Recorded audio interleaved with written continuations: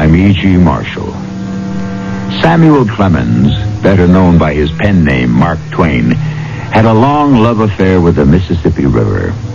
Glowing with sparkling remembrance, he has claimed, considering the Missouri, its main branch, it is the longest river in the world, 4,300 miles. The Mississippi is remarkable in another way. It is always moving its habitat bodily, always moving sideways. Remember that and listen. That is the reason for the ring on the finger.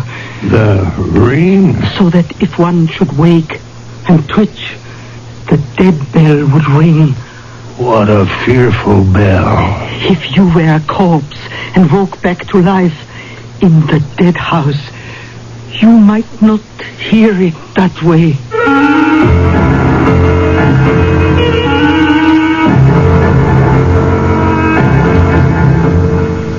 Our mystery drama, The Dead House, was adapted especially for the Mystery Theater by Ian Martin and stars Leon Janney and Robert Dryden. It is sponsored in part by Contact, the 12-hour cold capsule. I'll be back shortly with Act 1.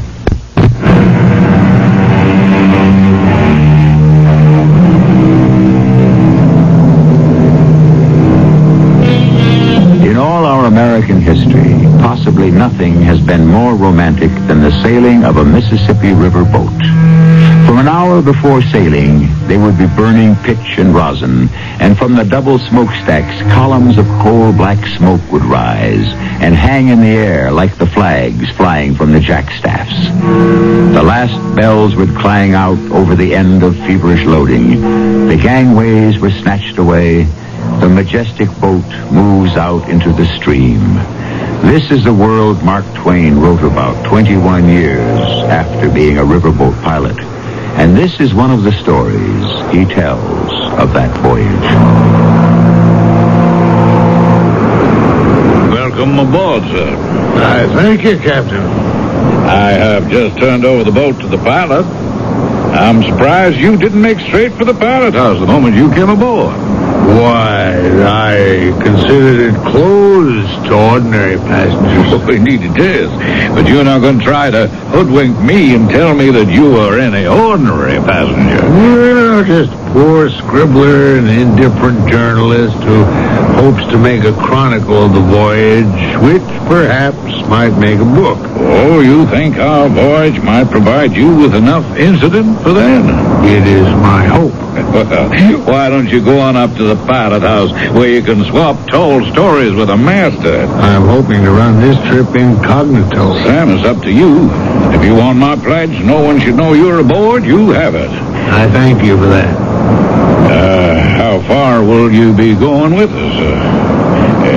All the way to New Orleans? Well, I'd like to, for old time's sake, but no, not near as far. Just tell me your port of call and we'll set you down easy. I'll let you know in time to bring her to shore. So once again, I was aboard a paddle steamer going down the Mississippi. But since I wanted to observe and report, I needed to remain objective. And then there was my special errand. I suppose I might as well drift into that history now. Toward the end of the previous year, I had been in Germany, in Munich, spending some time there with the hope of polishing my proficiency in the language. I am an incurable rambler, and during one of my wanderings, I visited the Dead House, an establishment where the government keeps and watches corpses until they decide that they are permanently dead and not in a trance. It was a grisly place that I shared with 36 corpses and the old lady who watched over them. Can ich hier helfen, mein Herr? Entschuldige mir. Ich kann einzig klein Deutsch sprechen. Ich bin Amerikanischer. So, we can speak English if you will. Oh, thank you. To whom do I speak? I am the Frau Dahlweiner, now a widow. What brings you to the Schermetig place? Schermetig? That means in English what? Sad, melancholy? Yeah, melancholy. Here are the poor on these boards. No one mourns or cares for them. They're wrapped in shrouds, so they must be dead. Perhaps. Who is dead and who is alive? These are the doctor's choices. And the doctor is only a man. That is the reason for the ring on the finger. The ring? To which the wire is attached, which mounts to the ceiling, and so back into the watchroom, where it is attached to the dead bell. Bell? So that if one should revive and twitch or move, the dead bell will ring, and we shall know that they are not dead. Oh, how strange.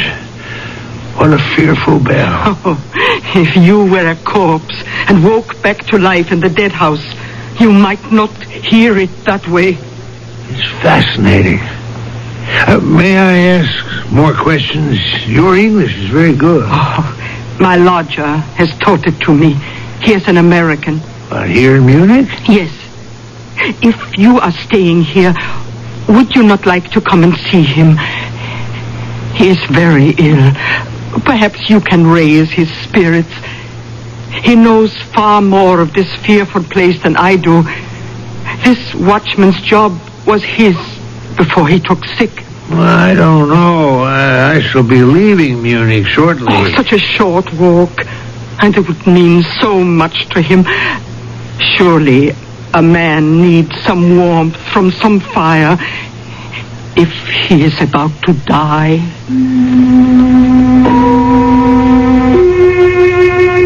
I had simply thought, of course, that I was making a good Samaritan's trip.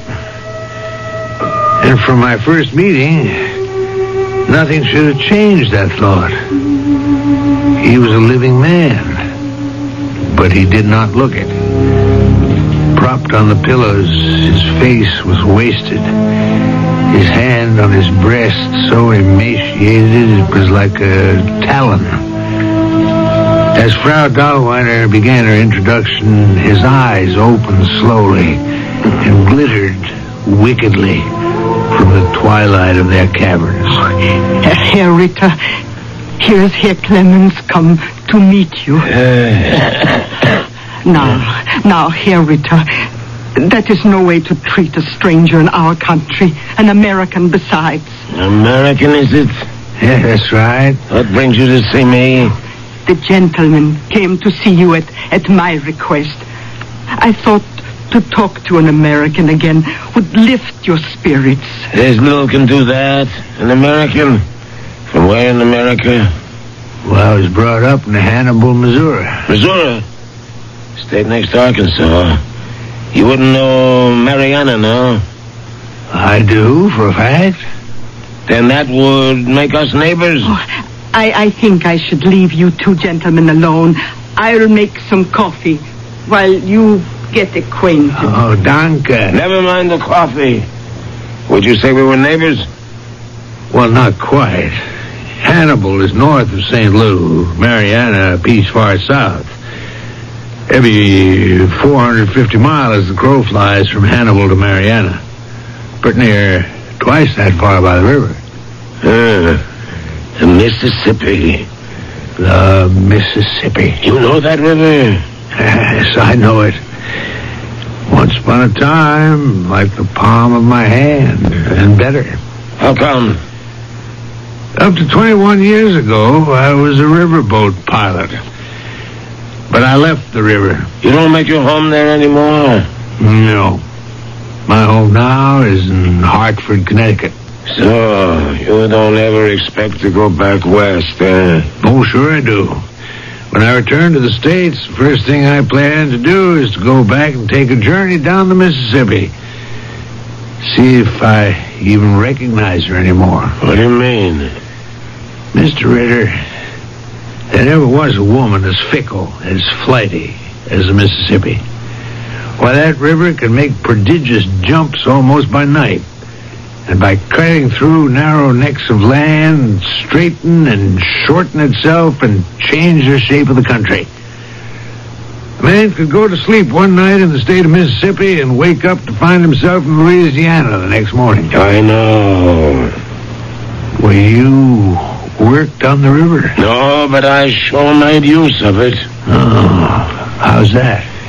Oh, when I was young, I was a heller, a fighting, drinking, gambling man, and then when I had a little money and arranged to settle down at last, I bought me some land in Arkansas cheap and settled in to make a homestead. But I was too far from the river for it to pay, so So, you made a cut. I guess I can afford to admit it now.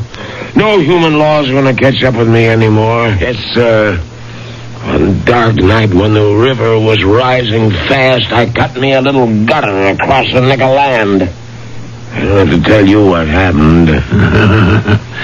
In no time at all, old lady Mississippi wrought a miracle. The whole river took possession of that little ditch and put your plantation flat on its bank, while the other party's property became an island that shoaled up so no boat could get within 10 miles of it. And by as much as his property went down, mine went up. If you'd been caught cutting that ditch, they'd have tarred and feathered you and strung you from a tree. In a lot of ways, I might have been better off. Well, why'd you do it? Was money all that important to you? It was, and it wasn't. Oh, that's a little cryptic. I don't quite follow that. I sold the land. For a handsome profit. $25,000. Why? That's a fortune. I know. The trouble was that you and I are not alone in recognizing it. Well, what do you mean by that? I never told this to another living soul. I never thought I would. But now I must, if you will help me. But for today, I'm too worried to tell you the story, and I still must think on whether I can trust the stranger. Could you come back tomorrow? Well, I'm not sure. You must. You have to hear my story. You cannot refuse the request of a dying man. You were a miracle sent by God, the only man who can bring me salvation, who can save my soul.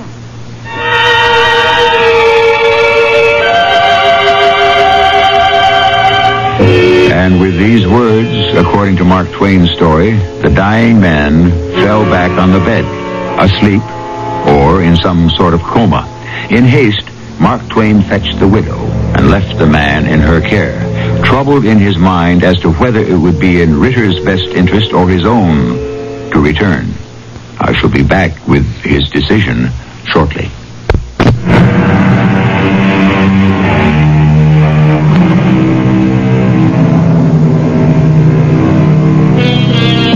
If no one has said it, someone should have. Words to this effect: unless you are a priest or a doctor, avoid the confession of a dying man. He is only trying to transfer the cross from his shoulders to yours. In that early winter of 1883, Mark Twain, living in Munich, Germany, or as it was then, Bavaria, fell into this trap. I could have taken to my heels and run. Then again, the incurable curiosity of the author beckoned me to stay. I could not resist. I had to hear the dying man's confession. I have never given up before, but last night I did. I know I'm going to die. You say you are going to revisit your river. If you do, you will see Napoleon, Arkansas, and I ask you when you are there to do a certain thing for me. I can make no promises. I ask none, only the dictates of your conscience. Now come back with me all those years towards the end of the war between the states. Here's what happened. And I guess the way you'd have to understand it best is to meet Nell. do you like it, Mrs. Ritter? It's heaven. I just wanted to go on and never end. That's the way I hope to make life for you, Nell. How soon do we get to Napoleon, Carl? How soon would you like to? Well, you know the answer to that. I want to be home. I don't want you to get too grand expectations. It's just a place I built myself. But it's good enough for the two of us right now. Oh, it won't be for long. Now, Nell, Carl? I never promised you no mansion or... Hey, wait a minute. What do you mean it won't be for long? Can't you guess? You mean you're expecting... Well, it'll take a doctor to know for sure, but I don't have any doubts. Why, honey, we only got married a little over 2 months ago. It don't take that long, Carl, when a woman's got herself a man like you and has a strong desire to make him a family. Oh, Nell, I love you. Like I love you. Just give me the chance and I'll make a home big enough for you to be proud of. And big enough to bring up as many young'uns as you could want. If the war don't interfere. It won't. Not for me. I don't belong on either side. Don't you worry, Nell. What's that? That's saying to Napoleon, steamboat a-comin'. We'd best get ready to land. Well, is it very far to Mariana from there? Why, no. Just a piece south and inland.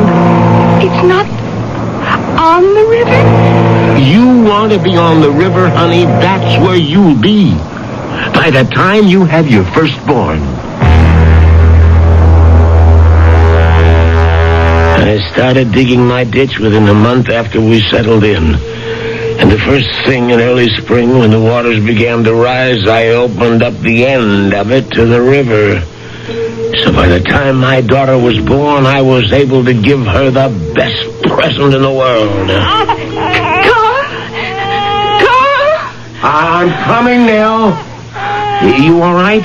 Oh, where's the midwife? Oh, well, she's gone. I left you alone? Oh, I'm fine. Don't you worry about me. Oh, darling, don't you want to see your daughter? Oh, I sure do. Oh, so beautiful. And she's the spitting image of you. Where were you? Why weren't you here when she was born? I couldn't bear to see you hurting, Nell. Oh, silly. That's a woman's lot. And isn't it worth it to bring something like this into the world? You know what we're going to call her? No, what? Missy. Missy? Where did you get it from? From the present I promised you with your firstborn. Right almost in your front yard. Here, let me help you sit up. Now, look. What's happened down there at the end of the slope? The fields are all gone. And it looks like water. That's not just any water, Nell girl. That's the Mississippi, flowing right through our front yard. Oh, you promised me a river, and you brought it to me. That's not the only thing, Nell. It's going to make us rich.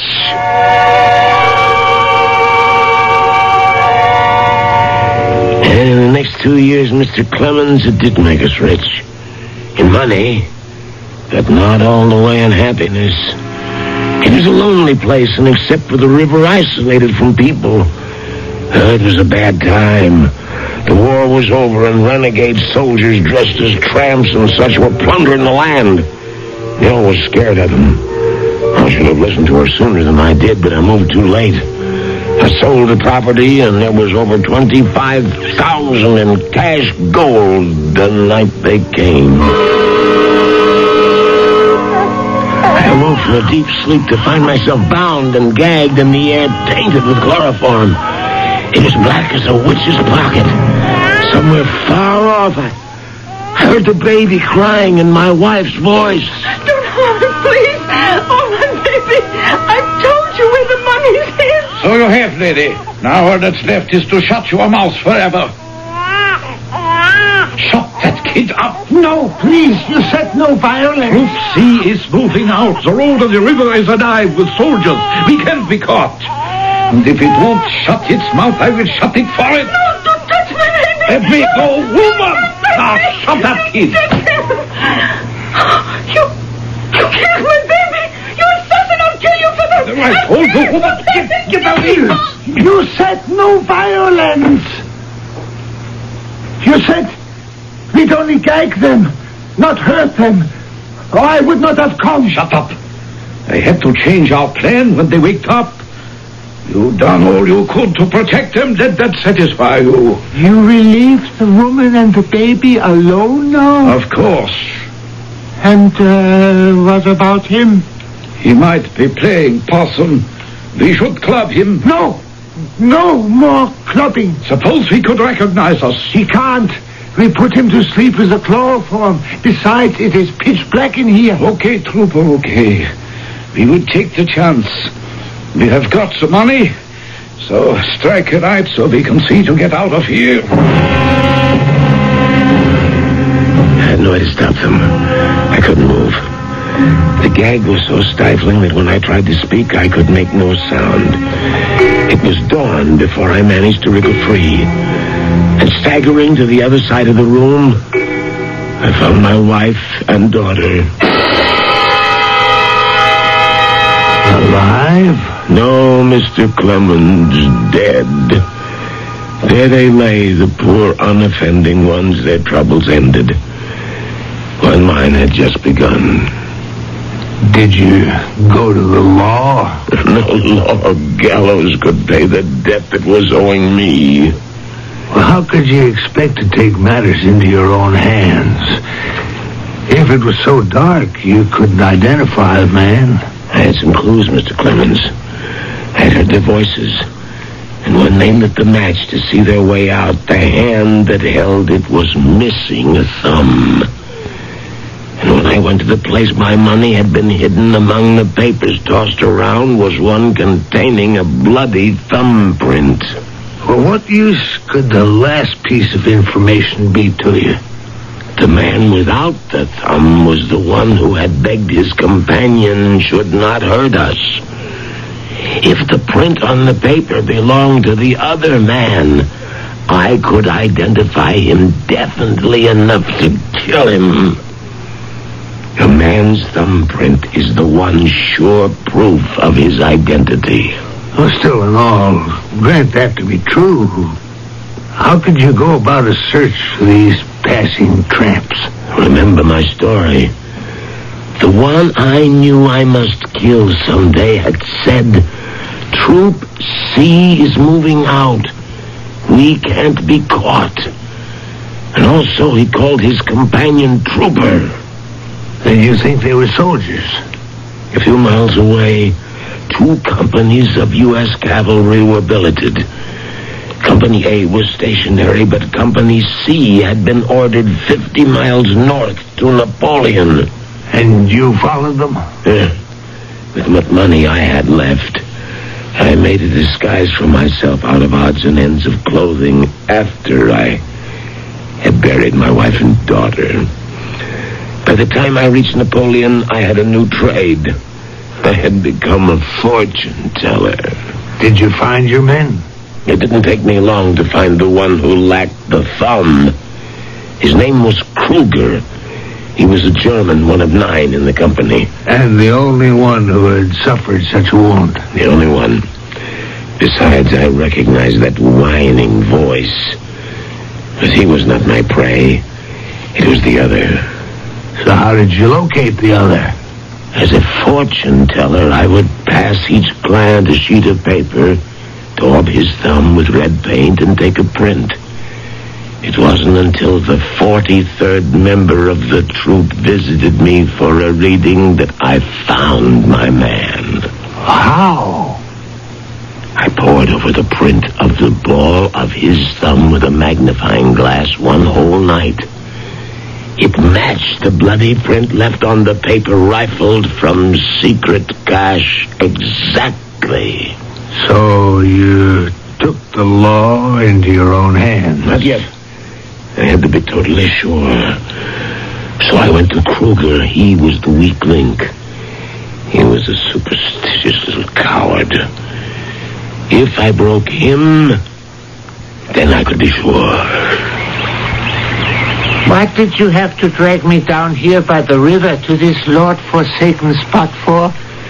I have been rereading your fortune, and a part of it is so grave, it can't be said in public. What part? What? You and another man, whose fortune I also was studying last night, have murdered a woman and a child. No. The palm does not lie. The truth is not to be hidden. Your companion's name was Franz Adler. How did you know that? Who are you? What's the matter, Kruger?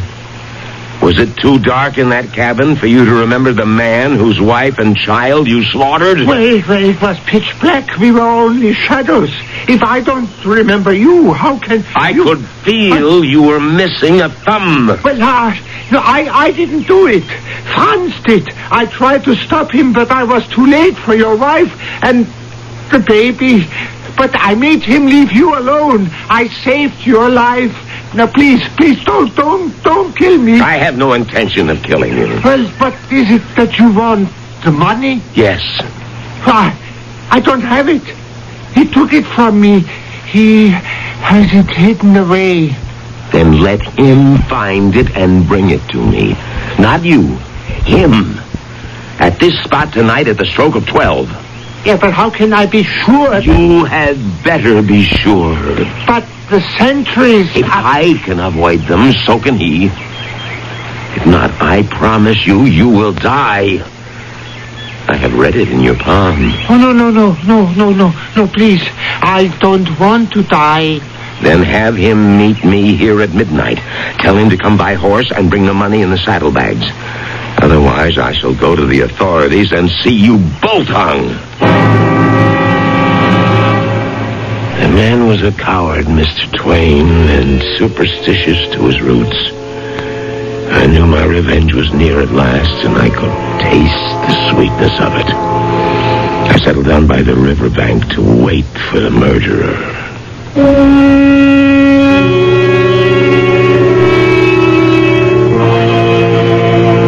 At this moment in his story, Mark Twain reports that the dying man sagged back against his pillows, gasping for breath, as though in his last throes. Was he going to be able to finish his story? I'm afraid, like Mark Twain, we're going to have to wait until I return with Act 3.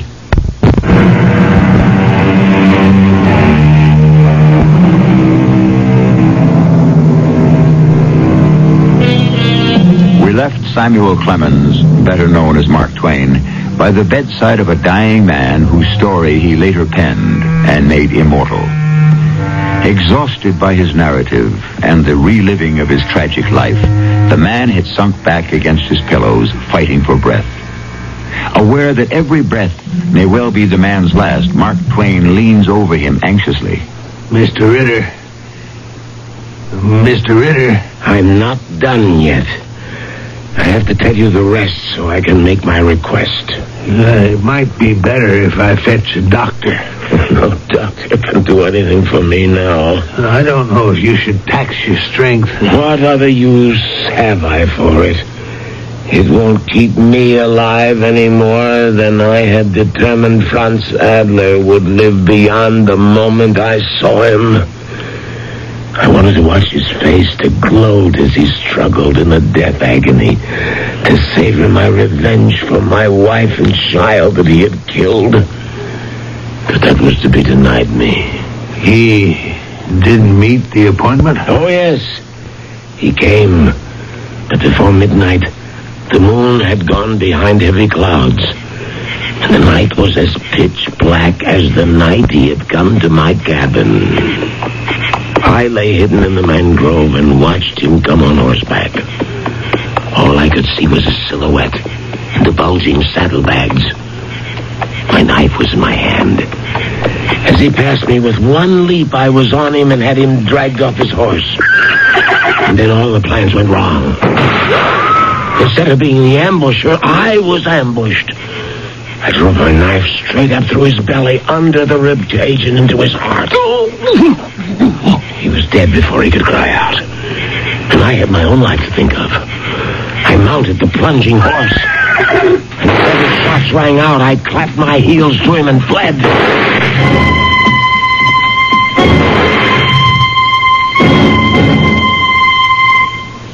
So, you had your revenge? I thought so. Though I was cheated out of the money. Oh, how so? By dawn, I had to rest the horse and myself, but when I stripped the saddle and looked in the bags, there wasn't any money. They were stuffed with sage grass and the like. Did you go back for it? And put my neck in a noose? No. Besides, I didn't care all that much. About $25,000? It was blood money. If I hadn't cheated to get it in the first place, my wife and child might be alive today. Besides, the first man, Kruger, had double-crossed me. You could be sure he had picked up the money, deserted, and faded out of sight as I did. Well, how did you fade out of sight? How did Kruger? That's one part of the story. For the moment, the way I did was to beat my way to New Orleans. Ship on board as a hand before the mast, stagger across the world waiting only for death. 2 years ago, my health began to fail. And in my purposeless way, I had wandered here into Munich. I had no money, sought work, and was hired to be the night watchman in the dead house you have just visited. I liked it. I felt I belonged among the dead. Then one night, alone in the watchroom, cold, numb, comfortless, the incredible happened. Over my head, the dead bell rang.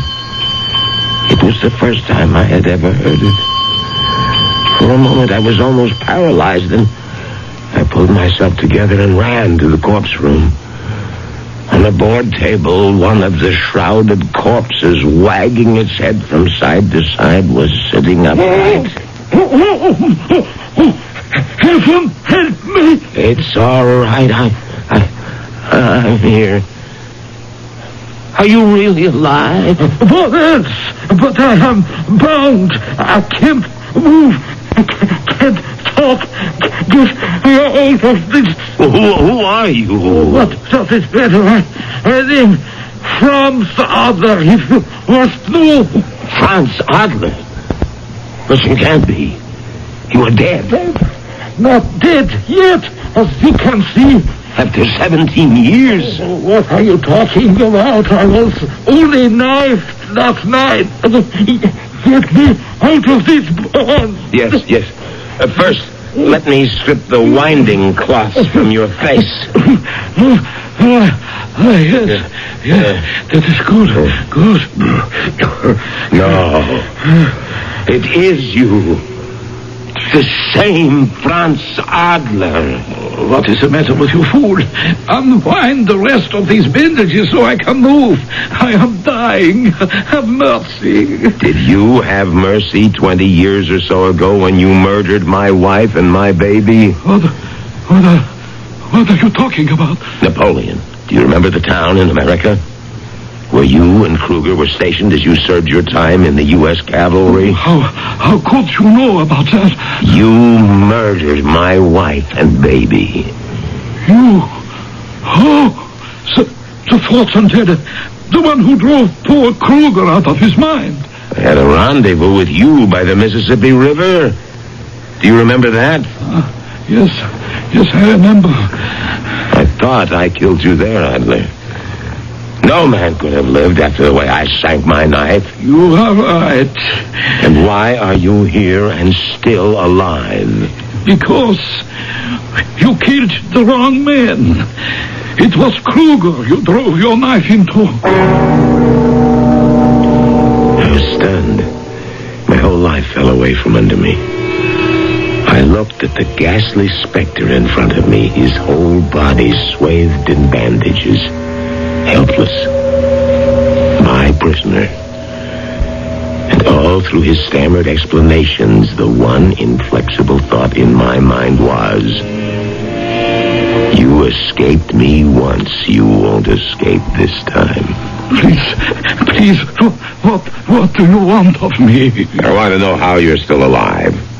When I killed you all those years ago. You talked to that fool Kruger. You scared him half to death. He came to me saying that I had to meet you by the river with the money. But you sent him instead? He had no choice. He knew I would kill him unless he obeyed. Poor silly little man caught between forces he could not handle. So you double-crossed him, too, and allowed me to kill him first. What do you mean, first? Before you started shooting and trying to kill me. No, that was the watch patrol. Don't lie to me. Only one person was firing. You would have killed me with as little compunction as you killed my wife and my baby. No, that was an accident. Look, please, help me out of here. I can make you rich again. How? The money, the $25,000, your money. It isn't all spent by now? No, it is still hidden where it was 17 years ago. You didn't take it and spend it? When Kruger was found dead, I was arrested for his murder. I managed to escape from the army stockade and flee America back to Germany. I never had a chance to pick up the money. The money poor Kruger thought he was bringing me in the saddlebags. Yes, he was a fool. But we have not, huh? We are men. We can make a bargain. What bargain? Unloose me from these bandages. Set me free. And I will tell you where to find the money. How can I trust you? You can trust me. As much as you trust me? Yes. All right. First, where's the money? It is in the town of Napoleon, at the corner... Wait, not so fast. Let me write this down. Napoleon, yes. Corner of... The corner of Orleans and Market. Mm-hmm. A brick livery stable. Cut a corner from the courthouse. Third stone, fourth row, behind the God, this house. Help me out of the bandages. Why? I need the doctor, or I will die. But you are here in the dead house. You are already dead. No, I ran the deathbed. In all the years in this dead house, the dead bell has never rung. I didn't hear it ring. You came in answer to it. Did I? Yeah, and we made a bargain. Please, I told you where the money is. You can have it back. Can I have my wife back? Or my baby daughter? You've got to help me. I will. I caught you escaping from the grave. This time I intend to make sure that you will be thrust into it forever.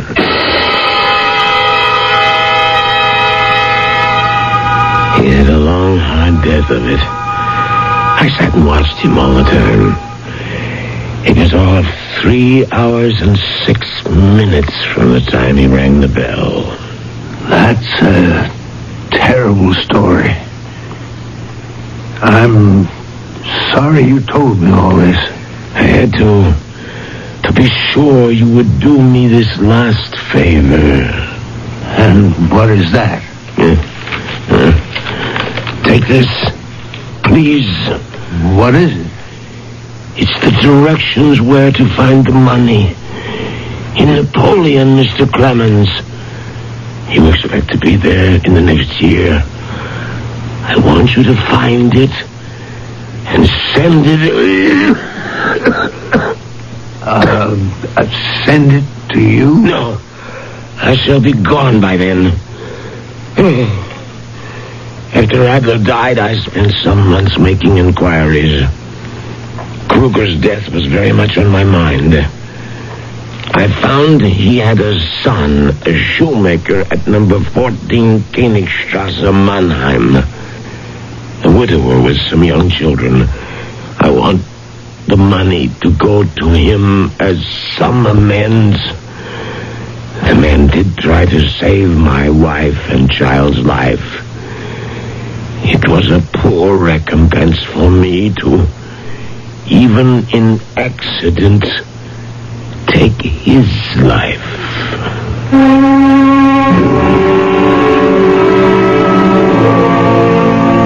This tortured man was dead, and he had laid on me a heavy burden. Within the next year, here I was on the Mississippi, nearing Napoleon, with my scribbled directions of how to find a fort I was far from morally sure anyone should own. But, willy-nilly, I was cursed with having to make that decision.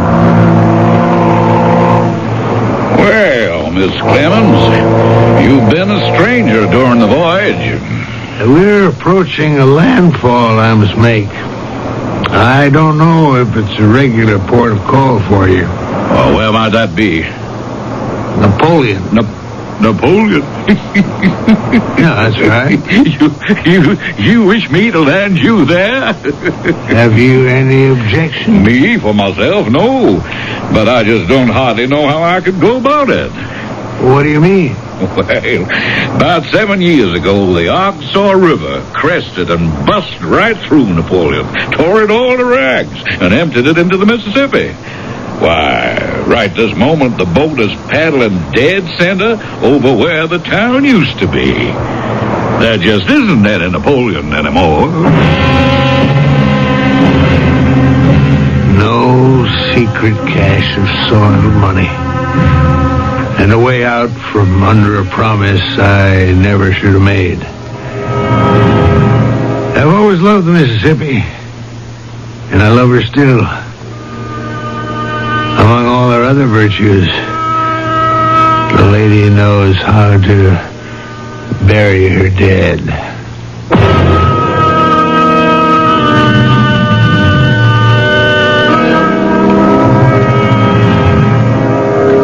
Complex story, related by a master storyteller, sandwiched among fact and fiction in Mark Twain's account of his return to the Mississippi. Is it true? I can only quote Mr. Twain himself. I was gratified to be able to answer promptly, and I did. I said, I didn't know. I'll be back shortly.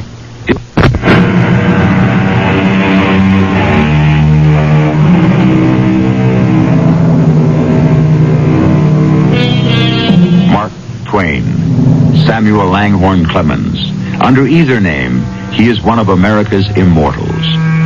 Changing times may make succeeding generations less aware of him, but somewhere, always, there will be those to rediscover him and not allow him to die, as he himself was unwilling to when, in reply to a false news story, he sent the famous cable to the New York press.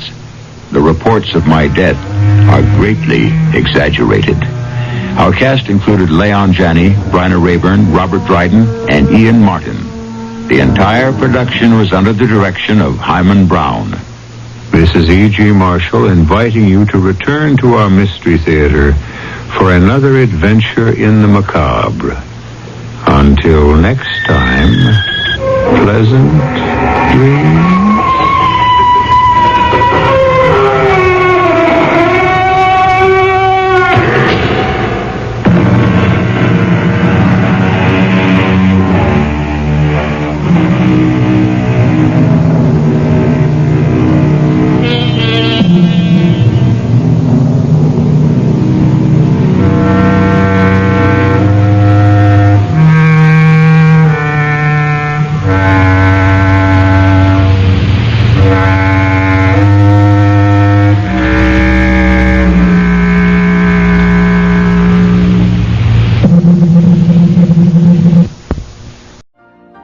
You've been listening to the OTR Gold Network. Find more classic radio at otrgold.com.